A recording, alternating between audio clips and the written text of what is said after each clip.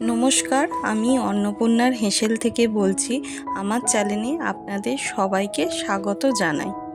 আজকে আমার রেসিপি হলো মশলা ভেন্ডি, যা অনেকেই অনেক রকম করে খেয়ে থাকে। আমি একটু মুখরোচকভাবে বানিয়ে দেখালাম।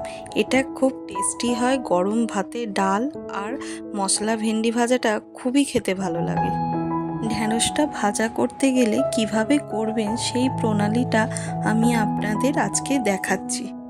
ঢ্যাঁড়সটা পরিষ্কার জলে আগে ধুয়ে নেব, নিয়ে ছোট ছোট করে কেটে তার উপর 1.5 চামচের মতন বেসন দিয়ে আপনাদের স্বাদ মতন লঙ্কা গুঁড়ো দেবেন। স্বাদটা নিজের মতন মনের মতন দেবেন লঙ্কা গুঁড়োটা। এরপর আমি 1/2 চামচের মতন হলুদ অ্যাড করলাম। এবারে স্বাদ মতন লবণ দিয়ে দিলাম। এবারে এই উপকরণগুলো একসঙ্গে চামচে করে ভালো করে মিশিয়ে নেবেন। আমি ঢ্যাঁড়সটা ধুয়ে কেটে রেখেছিলাম, দিয়ে মশলাটা মাখানোর সময় আমার একটু জলের প্রয়োজন হয়েছিল, সেজন্য আমি একটু জল দিয়েছিলাম। আপনাদের প্রয়োজন হলে আপনারা সামান্য জল দিয়ে দেবেন। এটা আমার মেশানো হয়ে গেছে। এটা এবার ঢাকা দিয়ে 10 মিনিটের মতন রেখে দেবো। 10 মিনিট হয়ে গেছে। এবার আমি কড়াটা গ্যাসের ওপর বসিয়ে দিয়েছি। কড়াটা গরম হয়ে গেছে। আমি এবার কড়ায় সর্ষের তেল দিয়ে দিলাম। আপনারা চাইলে এটা সাদা তেলেও করতে পারেন, আমি সর্ষের তেলে করছি।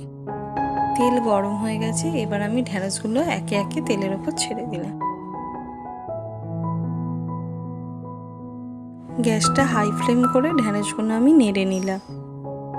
আপনারা যদি চান গ্যাসটা লো ফ্লেম করেও রাখতে পারেন। কিছুক্ষণ বাদে আবার আমি ঢ্যাঁড়সগুলো একটু নেড়ে নিচ্ছি। আপনারা একটু দেখে নেবেন ঢ্যাঁড়সটা হাতে করে তুলে যে ঢ্যাঁড়সটা সেদ্ধ হয়ে গেছে কিনা। ঢ্যাঁড়সটা হাতে করে তুলে দেখেছি ঢ্যাঁড়সটা সেদ্ধও হয়ে গেছে, ভাজাও হয়ে গেছে। আমি একটা পাত্রে ঢ্যাঁড়স ভাজাগুলো তুলে নিচ্ছি।